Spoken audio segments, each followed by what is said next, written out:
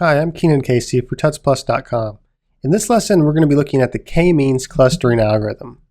K-means is a simple clustering method where we make k clusters. These clusters are centroid-based, meaning they have a center of mass, this middle point of all of the data points in the cluster. We'll see that we can improve k-means by a modified algorithm called bisecting k-means. On the right, you see the k-means algorithm applied to an image, and you can see this nighttime snow image has been modified. The k-means clustering algorithm has been applied to the image, and all of the colors have been reduced and clustered into only 8 different colors instead of the millions of different colors in the original photograph. Let's first consider some key terms for this lesson. We'll use the vector x to represent input instances, that is, training instances for k-means clustering. You'll see this is a vector with n dimensions. Each cluster will be represented as a vector c that has n dimensions as well, so it's the same length as the input dimensions. These cluster centers c represent the positions of the different clusters. K represents the number of clusters. This is a value we set beforehand, that is, before we run the algorithm. So by setting k equal 3, that means we want to divide our data set into 3 clusters. Let's see what the k-means clustering looks like. We'll have some pseudocode on the left and a graphical visualization of that on the right. We first initialize k random cluster centers. Each cluster center is going to be called c sub j. Let's assume this is our data points, and let's make k equal 2, so we'll have 2 cluster centers, the red one over here and the green one over here. Next, we compute the distance from every data point, the blue diamonds, to every cluster center, c sub j. So what that looks like is this. We'll compute all of these distances. We'll also compute the distances from the second cluster. In step 3, we assign every data point to the nearest center. We're going to do that with color. So these 3 points get applied to the red cluster. The rest of them are applied to the green cluster simply because they're the closest in space to those cluster centers. In step 4, we recompute each cluster center as the average of all of the data points that are assigned to it. So we can imagine for these 3, we take the average, which is going to be the centroid. For these 6 elements, we compute their average, and then move the cluster center to that centroid, to that mean. So after that computation and that update, the cluster centers are located in these positions. In step 5, we simply repeat until the cluster centers no longer move. So in another iteration, we will evaluate the distances to each of the elements.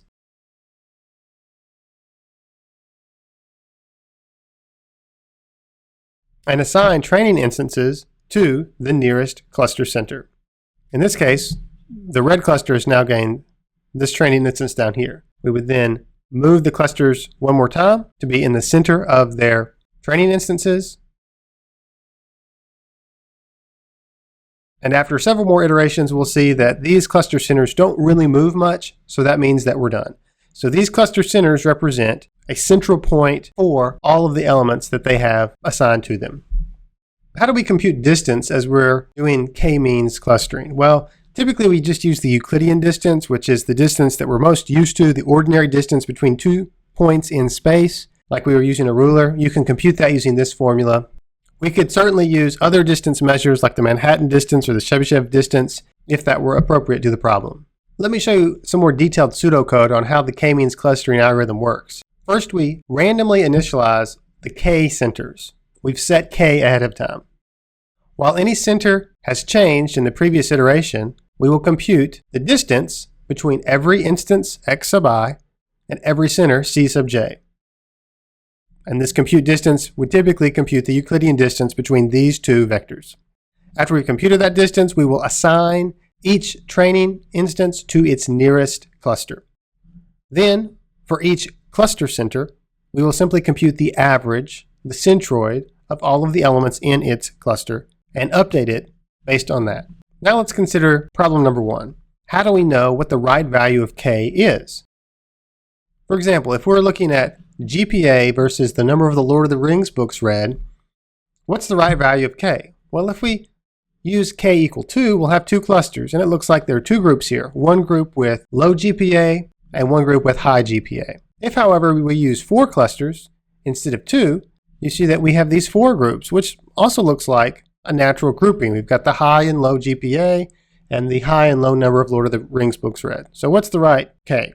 And this is a difficult problem to answer. We kind of have to use trial and error to see what is the most natural clustering for our data elements. If we have the same number of clusters as data points, then every element would have its own cluster, and we really wouldn't have gained any information about the distribution of the points. Second problem is, what if our starting positions for our cluster centers are unlucky? And this is a pretty serious problem.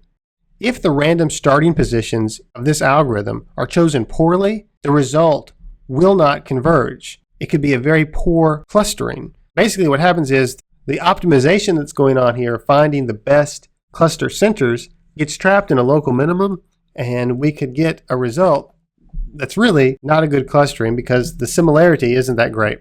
To solve that problem, a modified version of k-means has been proposed. It's called the bisecting k-means. The way this works is we start with one cluster. We then compute the sum of the squared error of each cluster. That is the sum of the distances between each training element and the center. We then choose the cluster with the largest sum squared error and run k-means on the points in that cluster. So on the right you see we've chosen that big cluster and split it in 2. We then repeat this process until k clusters are created, each time choosing the cluster with the largest sum squared error, as shown here on the right. So bisecting k-means addresses both of the problems of k-means. It avoids the local minima where you get unlucky starting positions, and it gives some insight into the right number of clusters since you can measure the sum of squared error to get a value that is acceptably low. What are the strengths and weaknesses of k-means? Well, it's easy to implement, it's simple to understand and perform. Secondly, it is improvable with the bisecting k-means. In terms of weaknesses, k-means requires you to choose a good k, and that may be hard. Secondly, it is sensitive to the initial position of the clusters. We can get stuck in bad places if we're unlucky. And thirdly, there is some significant computational overhead on large data sets since we have to compute so many distances between every cluster and every data point. In this lesson, we've considered the k-means clustering algorithm, which is a type of clustering, which is a type of unsupervised learning. I'm Keenan Casey for Tuts Plus. Thank you for watching.